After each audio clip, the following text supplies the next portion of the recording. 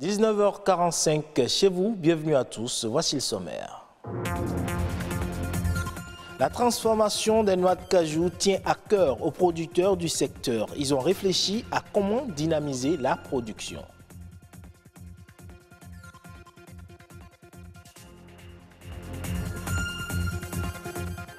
C'est une huile à usage multiple. L'huile d'olive sert aussi bien pour les besoins corporels, spirituels que dans la gastronomie.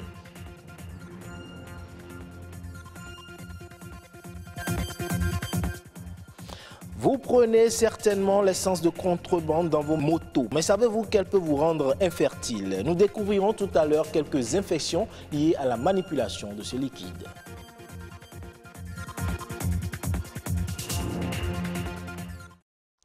Après la Côte d'Ivoire en 2017, c'est au tour du Bénin d'abriter les travaux de la deuxième session du Conseil international consultatif du cajou. Objectif, adopter les textes d'opérationnalisation du dit Conseil et lancer les perspectives pour une transformation plus accrue de la noix de cajou.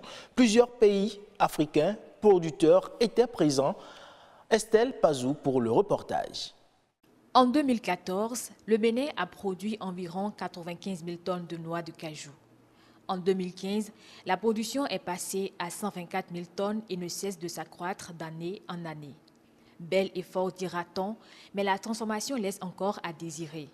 La transformation, voilà un défi que le Bénin partage en commun avec 7 autres pays producteurs africains réunis au sein du Conseil international consultatif du cajou.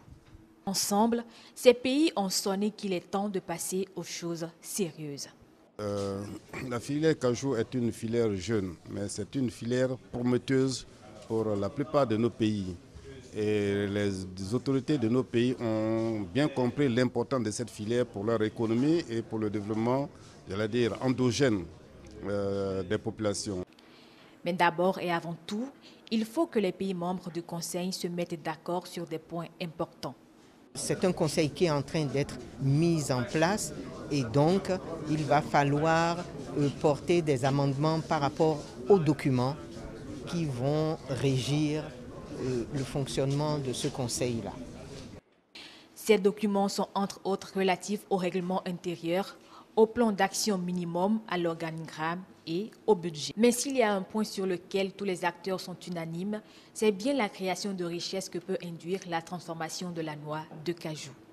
Aujourd'hui, il n'est plus à démontrer l'importance du cajou pour nos pays africains en termes de pourvoyeurs d'emplois, puisque cette filière est une filière pourvoyeuse d'emplois. Et vous n'êtes pas sans savoir que tous les pays de la région souffrent du chômage. Les jeunes sont là en quête d'emploi et donc c'est une opportunité pour les pays de la région, d'abord dans un premier temps de résorber le chômage et de l'autre côté maintenant de pouvoir transformer une certaine quantité, mais d'abord d'harmoniser le fonctionnement au niveau de la région pour que nous puissions tous nous soutenir à travers ce produit qui est très important pour nous. Le vrai défi de la filière pour nous pays africains, là je parle que des pays africains producteurs, c'est d'arriver à la transformation de façon à capter donc la valeur ajoutée, de façon à créer des emplois, de façon donc à avoir le maximum de profits liés donc à cette spéculation. Au niveau de la transformation du cajou, le personnel des industries est à 80% composé de femmes. Une raison suffisante qui incite les participants à soutenir qu'il n'est plus question d'exporter la noix de cajou brute, de créer de l'emploi dans les autres pays au détriment de la main-d'œuvre locale. Elle est utilisée partout dans le monde pour des besoins nutritifs corporels et spirituels. Elle est conçue comme l'huile à saveur exceptionnelle dans la gastronomie. Au Bénin, de nombreux consommateurs l'utilisent, mais elle reste la seule huile utilisée pour les besoins spirituels. Vous vous demandez certainement de quelle huile s'agit-il? Découvrons-la à travers ce reportage réalisé par Anthony Alaka et Gloria Oni. L'huile d'olive est classée comme l'huile renfermant plus de vertus thérapeutiques, nutritionnelles et spirituelles. L'huile d'olive extra vierge est reconnue pour ses bienfaits tant pour la santé que pour la beauté. Vous avez aussi certaines vitamines, dont la vitamine E et la vitamine K. Ces vitamines sont des vitamines à la fois. L'une est une vitamine qu'on sollicite comme antioxydant. L'autre, une vitamine qui aide beaucoup à la formation des os et puis qui joue un rôle anticoagulant, un rôle de coagulation au niveau du sang. Elle est appréciée pour ses graisses monoinsaturées pouvant protéger contre les maladies cardiovasculaires. À l'origine, l'huile d'olive est considérée comme un symbole de paix, de sagesse et de bénédiction. Aujourd'hui, les hommes spirituels y communiquent le mystère et elle devient l'huile d'onction. Voilà, pour la consacrer, il faut la mettre sur l'autel, prier là-dessus pendant des jours avant qu'elle devienne consacrée. Pour ceux qui en raffolent physiquement comme spirituellement, l'huile d'olive est un excellent allié pour réguler le taux de cholestérol dans l'organisme. Médecins et fidèles en témoignent. L'huile d'olive va également nous permettre de diminuer la tension artérielle, réguler le taux de cholestérol dans le sang. Parce que les triglycérides que l'huile d'olive contient vont assurer un bon fonctionnement comment on appelle, des lipoprotéines de haute densité qui ont la propriété d'acheminer le mauvais cholestérol vers le foie qui va les détruire, ce qui va favoriser une diminution de la tension artérielle.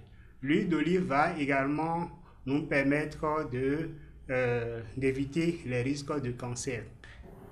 Je ne me sentais pas du tout bien, ma santé n'y était pas du tout, mais avec l'onction que l'homme de Dieu, le prophète, appliquait quotidiennement à chaque mois, je me suis retrouvée, j'ai été délivrée, ma santé est revenue et je me porte très bien parce qu'il est écrit dans les Écritures saintes que l'onction brise les jougs. Sa consommation spirituelle brise les jougs et celle physique embellit la peau et garantit un bon état de santé. Vous ne le savez peut-être pas, l'essence de contrebande peut vous rendre infertile. Eh bien, un élément réalisé par la rédaction, notamment par Igor Ayoso et Roch Aurélien Akouainou, nous permet de découvrir quelques infections liées à la manipulation de ce liquide inflammable. Suivons ensemble. À chaque coin de rue et le long des artères des villes, ils sont là, prêts à courir, servir le client.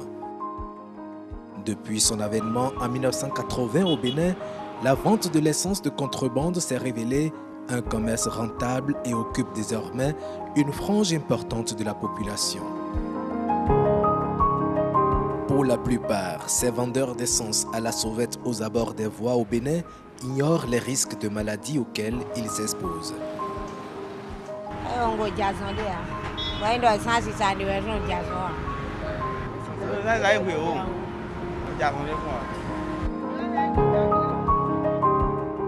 Généralement, les symptômes des plus graves affections ne se dévoilent que bien plus tard à cause de la nature des constituants du liquide inflammable. Certains sont des gaz, ou la plupart. Et ces produits-là contiennent également d'autres substances, telles que par exemple le benzène, tels que ce qu'on appelle les dérivés aliphatiques, qui pour la plupart sont des produits cancérigènes. Au contact de ces gaz, la pénétration dans l'organisme humain se fait par la voie respiratoire et par la peau. Ils fragilisent les défenses immunitaires, exposent les organes aux infections microbiennes et déciment à petit feu la structure de l'organisme. Mais quand ces substances rentrent dans l'organisme par la peau et par les voies respiratoires, ça ne s'arrête pas là, ça va entrer dans la circulation sanguine. Ça va fragiliser là encore également les cellules de l'organisme. On reconnaît que le benzène est toxique pour les spermatozoïdes.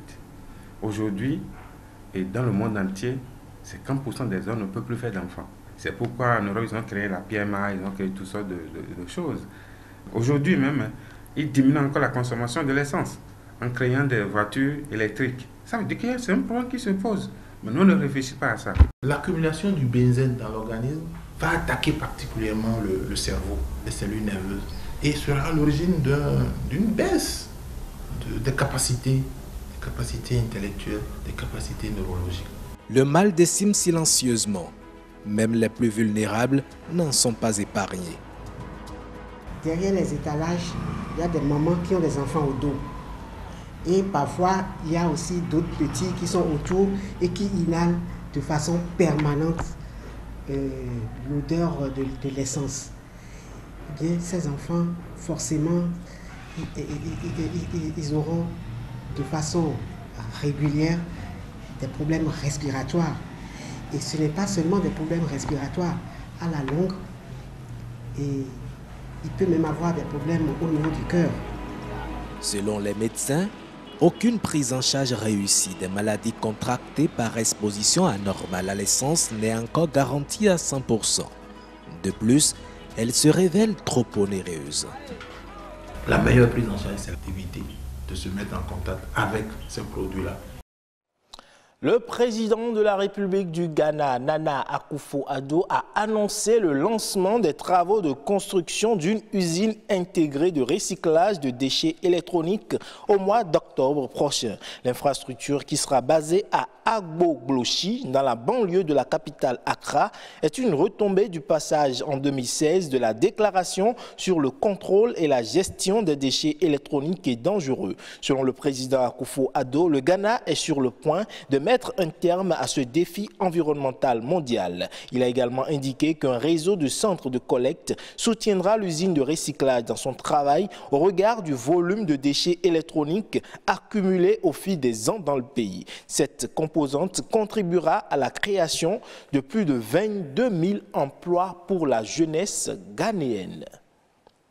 Voici à présent une information qui devrait fortement orienter la prise de décision des annonceurs en Afrique francophone subsaharienne. 29% de la population se connecte au moins une fois par semaine. L'information est fournie par l'Africascope 2018 selon une étude réalisée par Kantar TNS.